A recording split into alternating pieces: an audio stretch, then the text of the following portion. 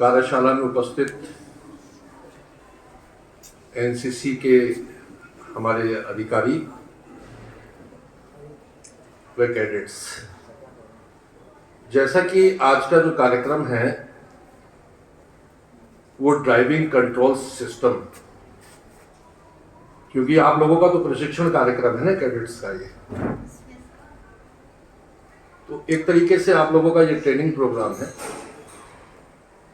तो traffic control जो system है हमारे यहाँ, जो ट्रैफिक कंट्रोल्स के प्रावधान है वो 3 चरण में है। कि ट्रैफिक कंट्रोल्स करने के लिए ट्रैफिक पुलिस की स्थापना हुई, उसके बाद दूसरा जो चरण है वो है इंटेलिजेंट ट्रैफिक मैनेजमेंट।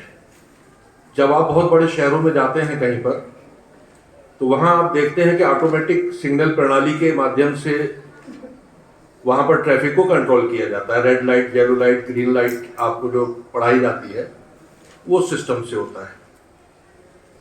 और तीसरा जो उसका चरण है वो है ड्राइविंग संस्कृति।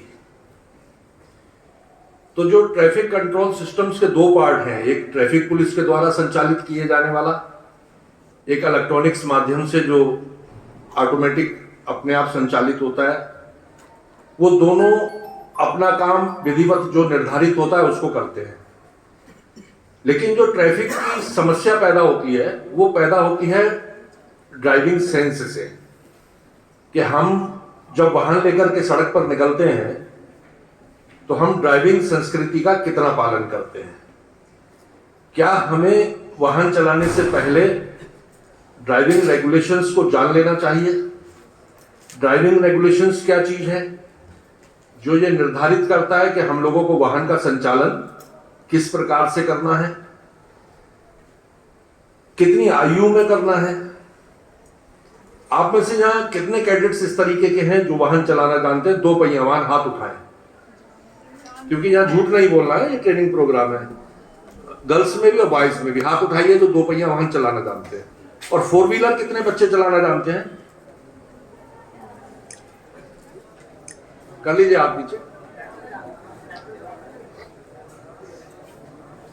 अब आप में से कितने बच्चे 80+ है? अब ड्राइविंग लाइसेंस कितने बच्चों के पास है? तो हमारे जो कैडेट सबसे बढ़िया मूंछों में आगे बैठे हुए हैं, इन्होंने अभी हाथ तो उठाया नहीं था वाहन चलाने के लिए, लेकिन ड्राइविंग लाइसेंस है। तो ड्राइविंग लाइसेंस क्यों लिया है? सर,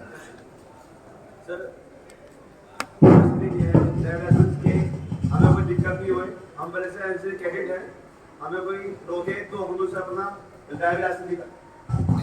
कोई हमें रोके तो हम उसे अपना ड्राइविंग लाइसेंस दिखाएं। ऑफिसर है और ट्रैफिक पुलिस तो हमें हर मोड़ पर मिलती है, तो उससे हम दिखाते हैं कि अनुशासन से चलना। तो हम अनुशासन को बिगाड़े नहीं, अनुशासन के साथ अकॉर्डिंग चलना है। बैठिए। देखिए, कानून के अंदर एक प्रावधान है और कानून के अंदर जो प्रावधान है वो कानून अलग है। हमारे यहाँ संविधान के अंतर्गत छोटे छोटे बहुत सारे कानून बने हुए हैं, जिसमें सड़क पर वाहन चलाने के लिए मोटर वाहन अधिनियम 1988 गठित है, जिसकी सेक्शन 3 और सेक्शन 4, इसके अंदर महत्वपूर्ण 2 धाराएं हैं जो हमें वाहन चलाने की अनुमति देते हैं। सेक्शन 3 में जब हमारी आयु 18 वर्ष पूर्ण हो जाती है तो हमें लाइसेंस के आवेदन करने की अधिकारिता मिल जाती है। कोई भी व्यक्ति जो भारत का नागरिक है और जब वो 18 वर्ष आयु पूरी करता है तो उसको ड्राइविंग लाइसेंस प्राप्त करने का अधिकार हो जाता है। लेकिन ड्राइविंग लाइसेंस लेने से पहले उसको बहुत सारी चीजों का ज्ञान होना बहुत जरूरी है। अब उसमें जो सबसे महत्वपूर्ण चीज है, जो सबसे पहला ड्राइविंग लाइसेंस लेने से पहले जो सबसे महत्वपूर्ण जानकारी आप लोगों को होनी चाहिए, उसमें से एक चीज जो है, क्या सड़कें बातें करती हैं? सड़कें बोलती हैं? नो सर, सड़कें नहीं बोलती। सड़कें तो बहुत बोलती हैं। आपसे किसने कहा सड़कें नहीं बोलती?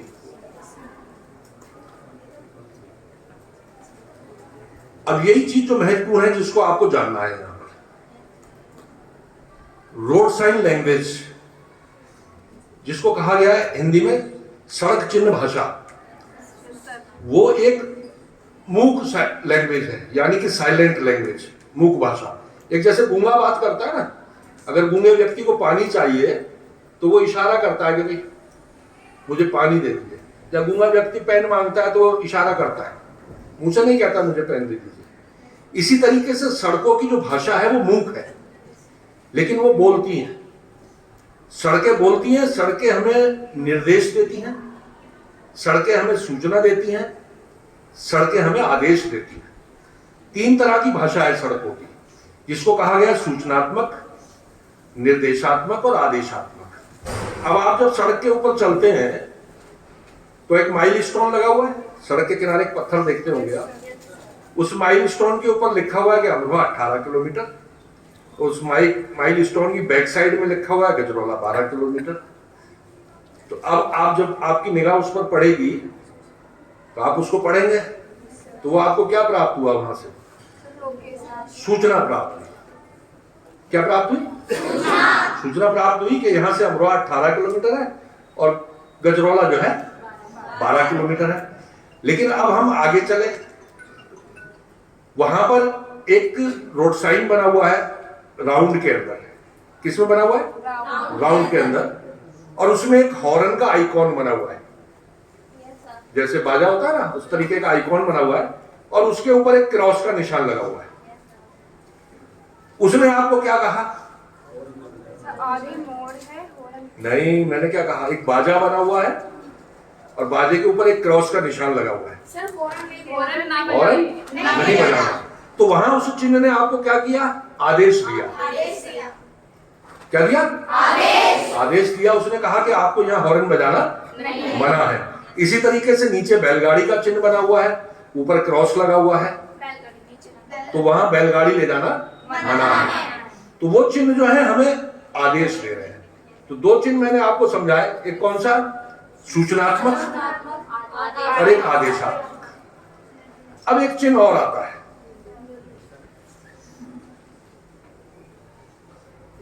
आप कहीं पहाड़ पर यात्रा करने जाते हैं तो पहाड़ों की सड़क तो सीधी होती नहीं, तो वहां पर मोड़ आते रहते हैं, कहीं पर रफ्ता आता है, कहीं चढ़ाई आती है। तो इसी तरीके से सड़क संस्कृति जो है हमारी, सड़क भाषा जो है वो बने हुए होते हैं। अब आप गए तो आगे एक चकोर बोर्ड लगा हुआ था ग्रीन कलर का, उसके ऊपर एक बेड बना हुआ था, बेड के नीचे एक प्लस का निशान बना हुआ था। तो वहां से आपको सूचना प्राप्त हुई कि आगे हॉस्पिटल है। और उसी बोर्ड के ऊपर एक कप बना हुआ था, नीचे एक प्लेट बनी थी, उसमें छुरी कांटा रखा हुआ था। तो आपको सूचना प्राप्त हुई कि आगे एक रेस्टोरेंट या खाने पीने का स्थान है। तो इसी तरीके से 3 भागों में सूचनाएं हम लोगों को प्राप्त होती हैं। अब ज्यादातर रोड साइंस जो होते हैं, जो सूचना देने वाले रोड साइंस होते हैं, इनकी बैकग्राउंड ग्रीन कलर की होती है और इनके ऊपर व्हाइट कलर से लिखा हुआ होता है। लेकिन जो आदेश देने वाले सूचना होते हैं हमारे, उनका बैकग्राउंड व्हाइट होता है, आउटलाइन उनकी रेड कलर की होती है, और बीच में जो रोड साइंस होते हैं वो ब्लैक और रेड कलर से बने होते हैं। इसी तरीके से एक रोड साइंस ब्लू कलर के बने हुए होते हैं। जो ब्लू कलर्स के रोड साइंस होते हैं वो अनिवार्य होते हैं। क्या होते हैं? अनिवार्य। कि उनका पालन करना अनिवार्य होता है। एक बार ही अगर आप बैलगाड़ी नहीं ले जा सकते, लेकिन आप बैलगाड़ी ले गए, तो वो आपको कहेंगे कि भी आप वापस जाइए। लेकिन अगर वही बैलगाड़ी ब्लू कलर के बोर्ड पर बनी हुई है और उस पर क्रॉस लगा हुआ है, वहां आपको बैलगाड़ी अंदर लेकर के चले गए तो आपको बैलगाड़ी वापस मिलेगी नहीं, क्योंकि वो स्टैटिक है। वहां पर पाबंदी है कि आपको अंदर नहीं जाना है लेकर के। तो हमारी सड़कें बात करती हैं, सड़कों की मूक भाषा है। तो ड्राइविंग लाइसेंस आवेदन करने से पहले हम लोगों को सबसे पहले उस भाषा को बहुत अच्छी तरीके से जान लेना चाहिए। अब आप सोचते होंगे भाई भाषा हम पढ़ेंगे कहां से, मिलेगी कहां से? तो ministry of road transport and highway की वेबसाइट पर जब आप जाएंगे तो सर्च बॉक्स में जाइए, सर्च बॉक्स में डालिएगा रोड साइन बुक, तो वहां पर आपको एक PDF file road sign book की पूरी प्राप्त हो जाएगी। तो सबसे पहला जो चरण है वो ये है कि ड्राइविंग सीखने से पहले हमें सड़क चिन्ह भाषा का पूरा ज्ञान होना चाहिए। अब दूसरा भाग उसका क्या है? दूसरा भाग है वाहन का तकनीकी ज्ञान। कोई ऐसा बच्चा हाथ उठाओ जिसके पास अपने पास बाइक है, कोई खड़े होइए, आप ही खड़े हो जाइए। कौन सी बाइक है आपके पास? Splendor plus. उसमें इंजन कितने सीसी का है?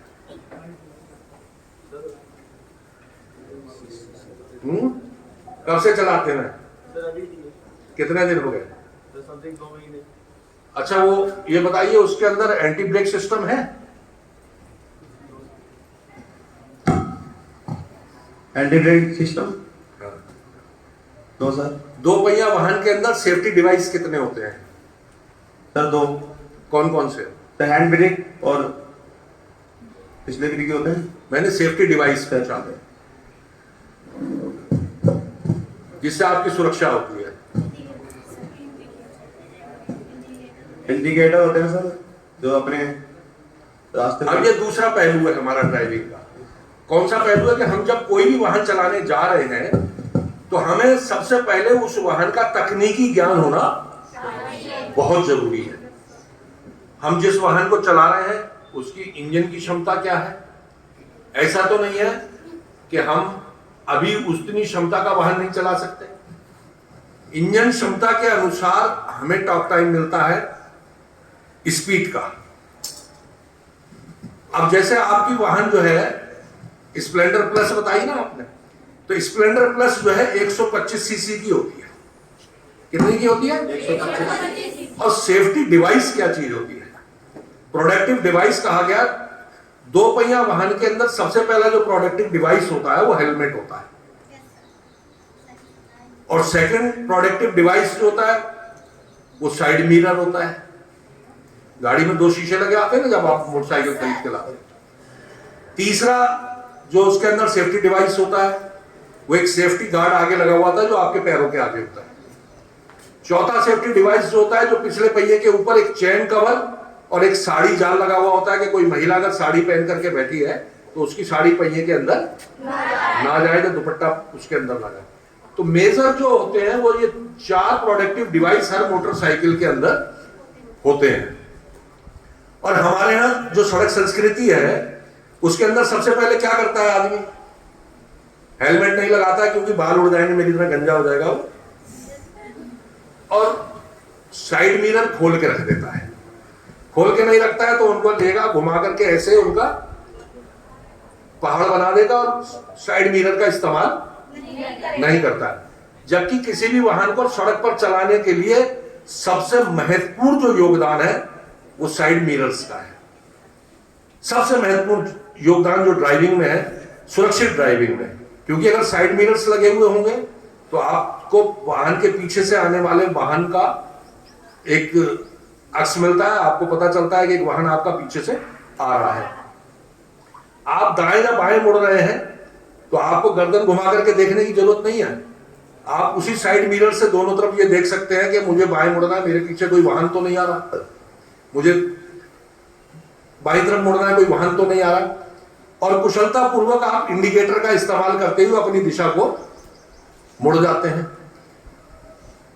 तीसरा ड्राइविंग का जो पार्ट है कि हमें जब सड़क पर वाहन चलाना है तो हमारी जो चलने की दिशा है वो कौन सी है? Left hand. हम किधर चलते हैं? Left side. हम या तो सड़क के बीचों बीच चलते हैं मोटरसाइकिल लेके, और अगर हम हाईवे पे चले गए तो हम राइट साइड चलते हैं।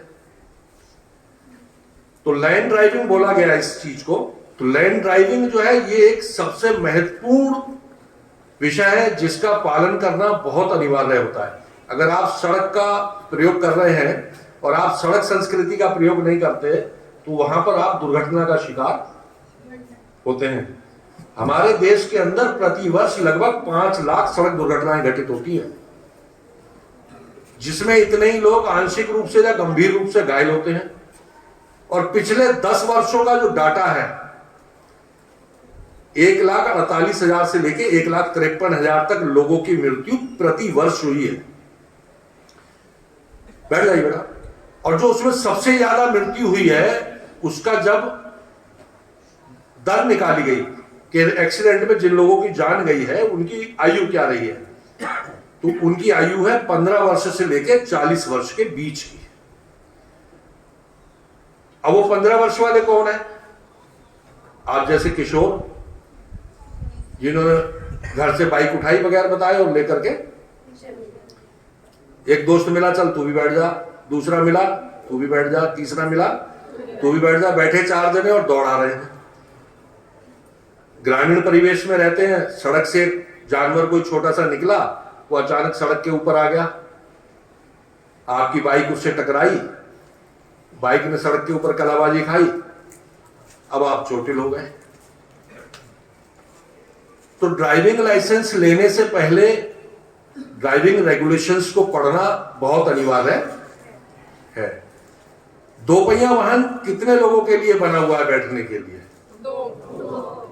2 लोगों के लिए। और हम उस पर सामान कितना ले जा सकते हैं?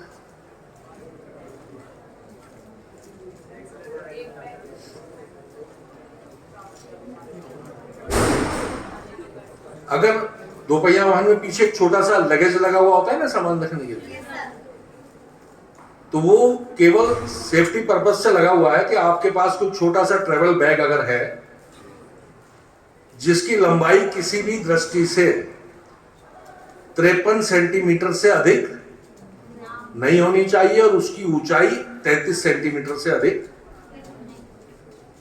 नहीं होनी चाहिए। लेकिन हम क्या करते हैं, हम बाहर गए, हमने गेहूं की बोरी भी उस पर रखी, घी का पीपा भी उसके ऊपर रखा, और 2 जने गद्दी पे बैठे हैं, उसके ऊपर बिठा लिया, और आगे चल करके हम सड़क दुर्घटना का शिकार हो गए। तो जो सुरक्षित सबसे पहलू है वो यही है कि हमें सड़क पर जब चलना है तो ड्राइविंग संस्कृति को अपनाने के साथ साथ सुरक्षित रहना है।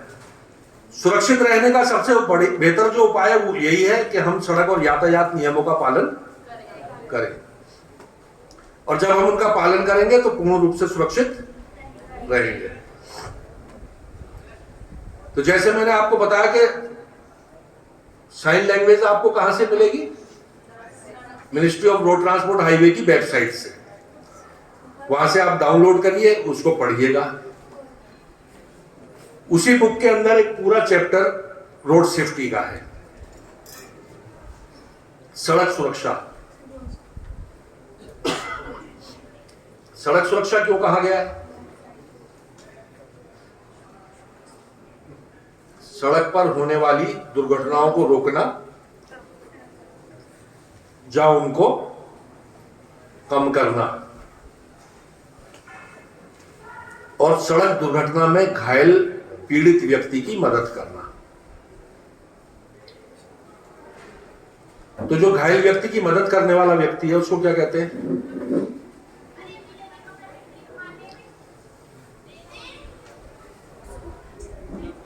मदद करने वाले व्यक्ति को क्या कहेंगे? अच्छा व्यक्ति, दयालु, नेक व्यक्ति। इंग्लिश में उसको कहा गया गुड सैमरिटन। तो गुड सैमरिटन्स के ऊपर एक कानून बना हुआ है, उसको कहा गया गुड सैमरिटन लॉ। ये 2016 में माननीय सर्वोच्च न्यायालय के द्वारा आदेश करके इसको बनाया गया था, केंद्र सरकार द्वारा। होता क्या था, जब कोई सड़क दुर्घटना घटित हो जाती थी तो व्यक्ति देखता तो रहता था, लेकिन पुलिस को सूचना नहीं देता था, एम्बुलेंस को सूचना नहीं देता था। उसके मन में एक भय होता था कि अगर मैंने सूचना दी तो पुलिस मुझसे आगे पूछेगी भाई एक्सीडेंट कैसे हुआ, कौन सी गाड़ी से हुआ, ये किधर से आ रहा था, वो किधर से आ रहा था। तो वो पुलिस के झंझट से बचने के लिए उसकी मदद नहीं करता था।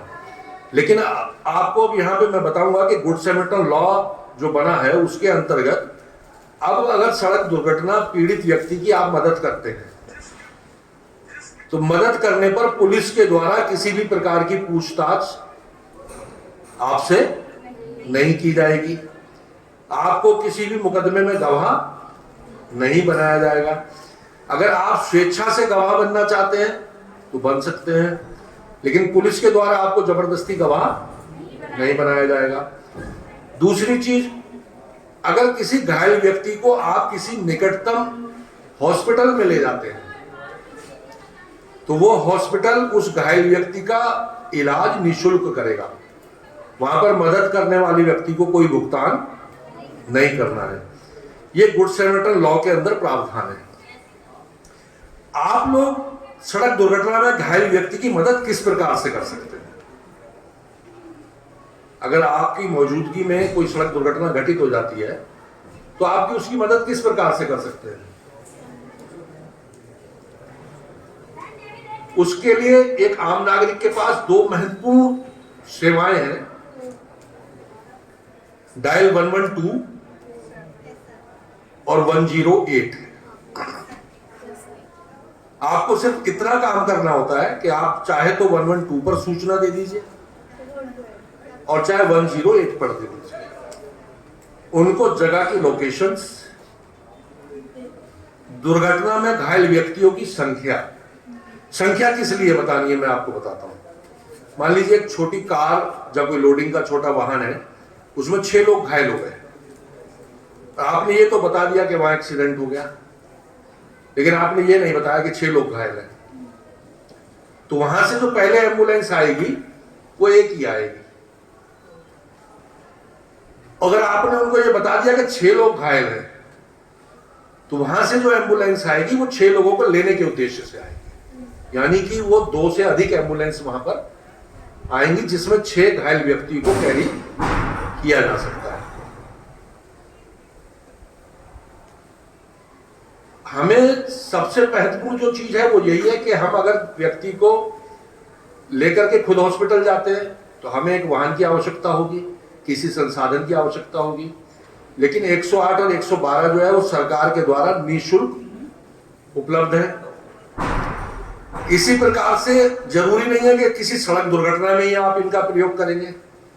आप कहीं गांव में रहते हैं, किसी शहर में रहते हैं, कोई आग लग जाती है, कोई दिव्य आपदा, तूफान आ गया, कोई दीवार गिर गई, इस प्रकार की कोई दुर्घटना हो गई, उनमें भी इन सेवाओं को प्राप्त कर सकते हैं। लेकिन सड़क दुर्घटनाओं में 108 का महत्वपूर्ण योगदान है। दुर्घटना के अंदर पहला 1 घंटा जो है उसको गोल्डन आवर्स कहा गया है कि सड़क दुर्घटना में घायल व्यक्ति को अगर पहले 1 घंटे के अंदर चिकित्सा सहायता उपलब्ध हो जाती है तो उस व्यक्ति का जीवन सुरक्षित हो सकता है।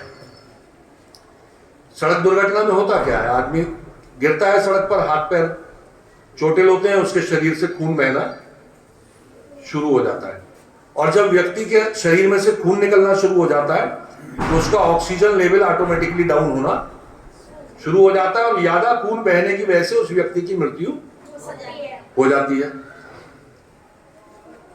तो इसलिए सड़क दुर्घटना में घायल व्यक्ति को तुरंत चिकित्सा सहायता उपलब्ध हो जाए तो उसका जीवन सुरक्षित हो जाएगा। और अगर आपने इतना सा काम करा, आपकी मौजूदगी में कोई दुर्घटना हुई है, आपने निडर होकर के 108 या 112 को बताया तो उस व्यक्ति का जीवन बच जाएगा और आप क्या कहलाएंगे, नेक इंसान।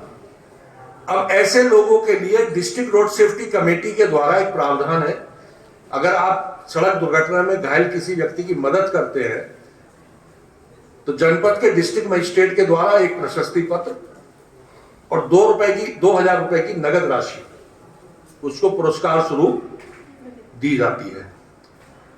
और जो व्यक्ति 5 से अधिक दुर्घटनाओं में ये कार्य करता है, यानी कि 5 से अधिक दुर्घटनाओं की सूचना उस व्यक्ति ने दी है 108 को या पुलिस को, ऐसे व्यक्ति को 10,000 रुपए और राज्य सरकार के द्वारा सीधा वो प्रशस्ति पत्र दिया जाता है और उसको गुड सैमरिटन्स के नाम से पुकारा जाता है, नेक इंसान के नाम से। ये एक हमारी ड्राइविंग संस्कृति का हिस्सा है। जब हम ड्राइविंग करते हैं तो हम सड़क का प्रयोग करते हैं, और हम सड़क का प्रयोग कर रहे हैं तो सड़क दुर्घटना भी तो सड़क पर ही हो रही है। सामान्य क्या होता है कि आप सोशल मीडिया इस्तेमाल करते हैं, आप देखेंगे आपको एक से एक बढ़िया एक्सीडेंट की वीडियो व्हाट्सएप पे, फेसबुक पे, ट्विटर पे मिलेगी, लेकिन आपको कहीं ऐसा वीडियो नहीं मिलेगा जिसमें कोई व्यक्ति पुलिस को सूचना दे रहा हो या एम्बुलेंस को सूचना दे रहा हो। वहां खड़े होकर के आप व्हाट्सएप तो बनाएंगे और उस पर लिखेंगे इसको कोई पहचानता है तो बताइए इसकी सड़क में जो है एक्सीडेंट हो गया है। अब उस भैया उसको पहचान नहीं करानी, उसको पहले कहां पहुंचाना है? हॉस्पिटल। तो महत्वपूर्ण जो चीज है वो यही है कि सड़क दुर्घटना में घायल व्यक्ति की मदद करना भी एक वाहन चालक की जिम्मेदारी है। वाहन चालक की दूसरी जिम्मेदारी सड़क पर सुरक्षित चलना और सामने वाले जो व्यक्ति दूसरा सड़क का प्रयोग कर रहा है उसका सम्मान करना। आजकल क्या होता है, एक बस जा रही है, बस का तो आकार बहुत बड़ा होता है, उसका जो ड्राइवर बैठा है वो बस चला रहा है, कार वाला पीछे से उसको 4 बार हॉर्न बजाता है। हॉर्न बजाने के बाद वो जब उसको बस वाला साइड नहीं देता है तो ओवर लॉन्ग साइड से गाड़ी लाते हैं और बस के आगे खड़ा कर लेते हैं और उससे कहते हैं भाई तुझे मैं इतनी देर से हॉर्न बजा रहा हूं, तू साइड नहीं दे रहा। और उन्होंने ड्राइवर को नीचे उतारा और उसके साथ झगड़ा करना शुरू कर दिया। इस तरह की घटनाओं को क्या कहते हैं? Road race. भारत के अंदर पिछले 5 वर्षों के अंदर 16,000 लोगों की जो हत्या हुई है, हत्या कहा जाएगा उसको, अगर हम लड़ाई झगड़े में किसी व्यक्ति को मार देते हैं तो उस पर हत्या का मामला बनता है। तो 16,000 लोगों की हत्या केवल रोड रेस के कारण से हुई है। ये एक बहुत सोचने वाला विषय है कि हमें जब सड़क पर वाहन चलाना है तो हमें अपने आप को नियंत्रण में रखना है और पूर्ण नियंत्रण में रखना है, अपने आचरण को संयम रखना है। एक ड्राइवर की ड्यूटी है कि अगर उसके वाहन से कोई एक्सीडेंट हो जाता है तो उसको ही पहले सूचना देनी है पुलिस को। अभी पीछे आप लोगों ने बहुत बड़ी चर्चा सुनी होगी हिट एंड रन कानून की, टेलीविजन पे न्यूज चैनलों पर देखा होगा आपने, अखबारों में पढ़ा होगा hit and run. Hit and run क्या चीज थी? हिट एंड रन भी यही मामला था कि कोई वाहन किसी व्यक्ति को टक्कर मार के भाग गया और वो व्यक्ति जंगल में पड़ा हुआ था और उसकी मौत हो गई, ये पता ही नहीं चला कि उसको किस वाहन ने टक्कर मारी, कैसे एक्सीडेंट हो गया। तो वहां पर 2 पहलू कानून के हैं। अगर आपके वाहन से कोई दुर्घटना हो गई है और आप किन्हीं भी परिस्थितियों में मौके से हट गए हैं और आपने वहां पर उसकी सूचना पुलिस को दे दी है तो आपकी गिरफ्तारी सामान्य कानून के अंतर्गत होगी। लेकिन आप वहां से फरार हो गए और पुलिस आपको ढूंढ करके लाई है तो आपकी गिरफ्तारी वहां पर मोटर व्हीकल अमेंडमेंट बिल 2019 के तहत जो नए कानून है उसके प्रावधानों के अंतर्गत होगी। उसमें आपको 3 वर्ष तक जमानत नहीं मिलेगी और 10 वर्ष की आपको उसमें सजा हो सकती है। इसी तरीके से मोटर व्हीकल अमेंडमेंट बिल के अंदर एक नया कानून बना है, वो है सेक्शन 199 के।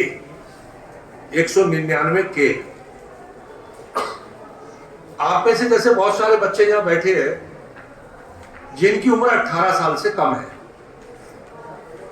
और वो वाहन संचालित कर रहे हैं। वाहन संचालित करते समय उनसे कोई सड़क दुर्घटना घटित हो जाती है तो उन परिस्थितियों में क्या कार्रवाई होती है? उन परिस्थितियों में जो कार्रवाई होती है वो ये होती है कि नाबालिग बच्चे के साथ साथ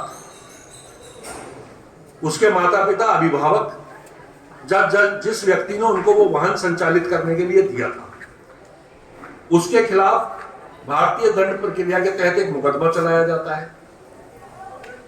उस मुकदमे में माता पिता को 25,000 रुपए तक का पेनल्टी और 3 वर्ष तक की कैद या दोनों ये वहां पर होते हैं। अब कितने बच्चे ऐसे हैं यहां पर जो नाबालिग होते हुए वाहन चलाते हैं? कभी सोचते हैं आप लोग कि आपकी वजह से आपके माता पिता दिक्कत में आ सकते हैं?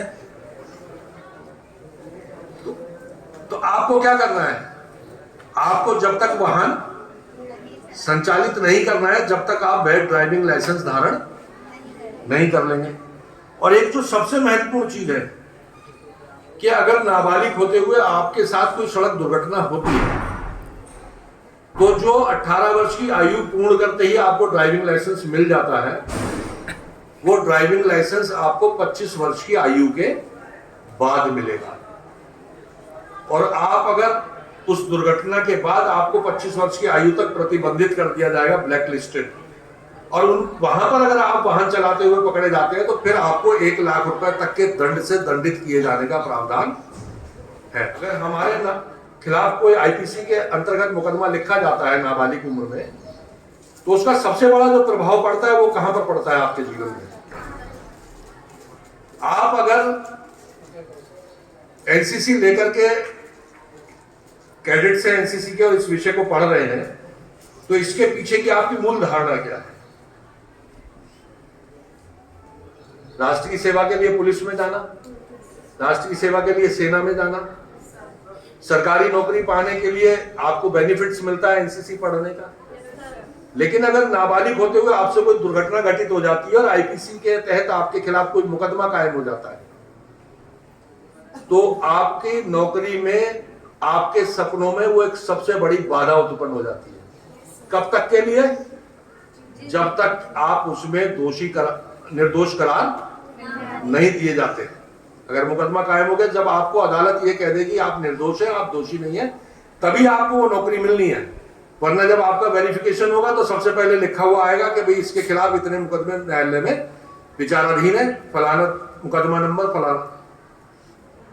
तो आपको ये बहुत अच्छी तरीके से समझ लेना है कि आपको जब सड़क पर चलना है तो आपको सड़क संस्कृति का पालन अनिवार्य रूप से करना है। एनसीसी को हिंदी में क्या कहते हैं? नेशनल राष्ट्रीय कैडेट कोर। हिंदी में राष्ट्रीय कैडेट कोर। कैडेट तो इंग्लिश का शब्द है, कोर भी इंग्लिश का शब्द है।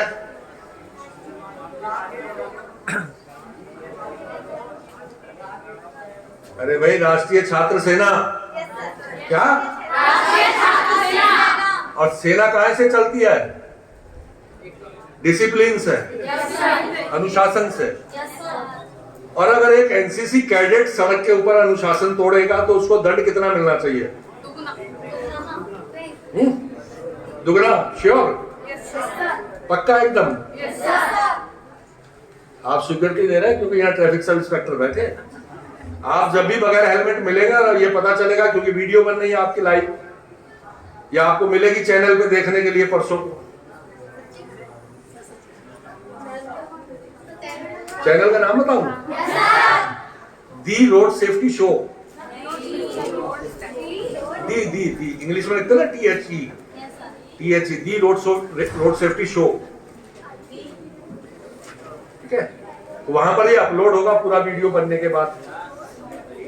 तो सबसे पहले हमारी आशा आपसे क्या रहेगी कि आप और आपका परिवार सड़क का जब उपयोग करेंगे, चाहे आपके घर से भाई हो, पिता हो, बहन हो, कोई भी जो वाहन का इस्तेमाल सड़क पर करते हैं, आप उनसे आग्रह करेंगे कि आप 2 पहिया वाहन लेकर के जा रहे हैं तो आप हेलमेट का प्रयोग अनिवार्य रूप से करें।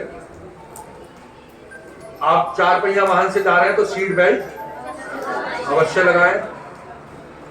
तेज ध्वनि का हॉर्न ना बजाएं। अपने वाहन की प्रदूषण की जांच नियमित कराएं। ऐसा वाहन संचालित ना करें जिससे एयर पॉल्यूशन या ध्वनि पॉल्यूशन पैदा हो। तो एक राष्ट्रीय छात्र सेना का हिस्सा होते हुए हम इतनी आशा तो आप लोगों से कर ही सकते हैं कि आप खुद भी अनुशासन में रहेंगे और अपने दोस्तों को, अपने परिवार को, अपने आस पड़ोस को भी अनुशासित बनाएंगे। नहीं, हेलमेट लगाने के बाद जो चालान काटा जाता है वो किस दंड प्रक्रिया के अंतर काटा गया है?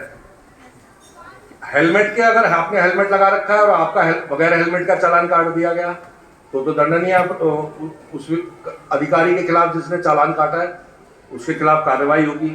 लेकिन अगर आपने वाहन के ऊपर नंबर प्लेट नहीं लगा रखी, या आप 2 से अधिक सवारी बैठे हैं, या ओवर स्पीड हैं, या आपने प्रेशर हॉर्न लगा रखा है, या हाई मार्क्स लाइट इस तरह की लगा रखी है जो फेस्कुलेट करती हैं, तो तो ड्राइविंग रेगुलेशंस के अंदर बहुत सारी धाराएं ऐसी होती है कि बगैर लाइसेंस भी हो सकता है आप वाहन चला रहे हो।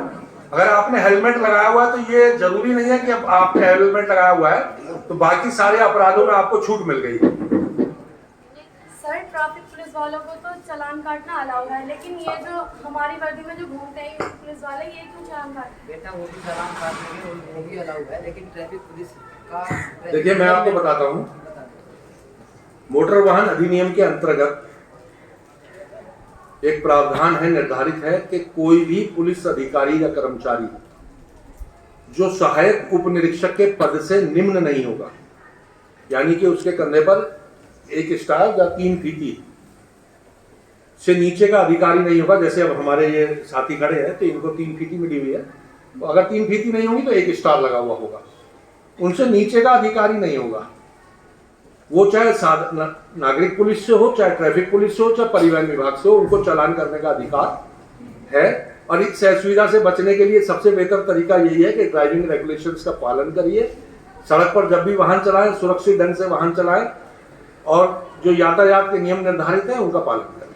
क्वेश्चन पूछना चाहती हूँ, तो जब हम लोग बिना हेलमेट के बाहर जाते तो हमारा तो चालान काट दिया जाता है, पर जो पुलिस वाले होते हैं वो अक्सर बिना हेलमेट के बाहर जाते हैं, कभी नहीं लगाते बिल्कुल भी।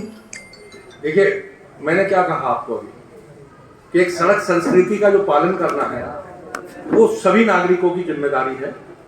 और कभी इस प्रकार का प्रकरण जब सरकार के संज्ञान में आता है तो आप लोग जागरूक हैं, आप ऐसे व्यक्ति का फोटो खींच करके,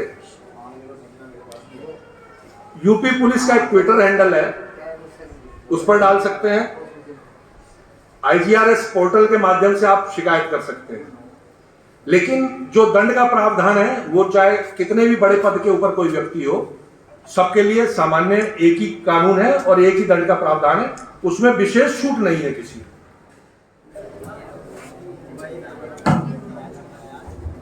मैं सत्यनिष्ठा के साथ ईश्वर को साक्षी करके मैं शपथ लेता हूँ कि मैं सड़क पर वाहन चलाने से पूर्व वैध ड्राइविंग लाइसेंस धारण करूंगा तथा वाहन चलाते समय विधि द्वारा स्थापित समस्त नियमों का पालन करूंगा तथा सड़क पर अन्य यात्रियों की सुरक्षा का ध्यान रखूंगा। मैं सड़क दुर्घटना में घायल व्यक्ति की मदद करने में किसी प्रकार का संकोच नहीं करूंगा तथा हर संभव उसकी मदद करने की कोशिश करूंगा तथा एक स्वच्छ स्वस्थ सुरक्षित संस्कृत विकसित करने का प्रयास करूंगा। ईश्वर मेरी मदद करे। जय हिंद। भारत माता की, भारत माता की, भारत माता की। वंदे वंदे वंदे। धन्यवाद। मैं अजय 33 NCC बटालियन से ताल्लुक़ रखता हूँ। मेरे आज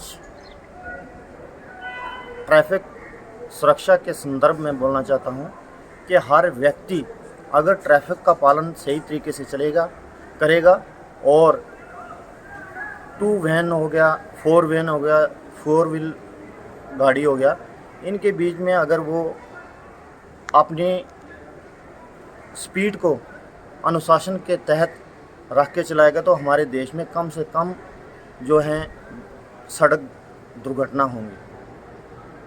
और मेरी ये अपील है तमाम लोगों से और इस क्षेत्र के जितने भी लोग हैं उनसे अपील कर रहा हूँ कि आपने वैन को कभी भी चलाते समय नशा लेकर ना चलाएं और अगर मोटरसाइकिल या स्कूटी चलाते हो तो अपनी हेलमेट का इस्तेमाल करें और डॉक्यूमेंट अपने हर गाड़ी के बीच में सही डॉक्यूमेंट और सही ड्राइवर का होना चाहिए।